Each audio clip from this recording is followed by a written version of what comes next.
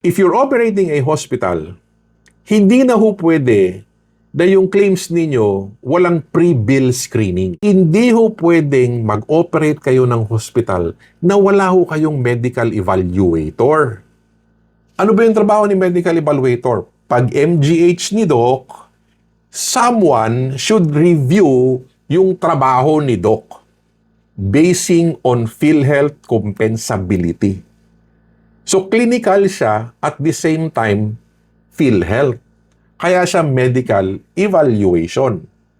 Pwede ba hindi trained? Pwede naman ho. Pero baka hindi tama or kumpleto yung evaluation. Tulad ni Sander at ni Ma'am Hardin, meron talaga silang medical evaluator na mga specialist. So this is what I teach sa master class. Okay? I make it a point that the medical evaluator is synchronized sa mindset ng mga tao sa PhilHealth. Bago ho mabill, before ho lalabas yung SOA, okay, na-review na dapat. Kasi kapag mag-evaluate ho kayo na lumabas na yung SOA, okay, ibig sabihin, nagawa na yung SOA, nag-final bill na, and then i-review ninyo, may mga nakita kayong mali, uulitin ninyo yung SOA.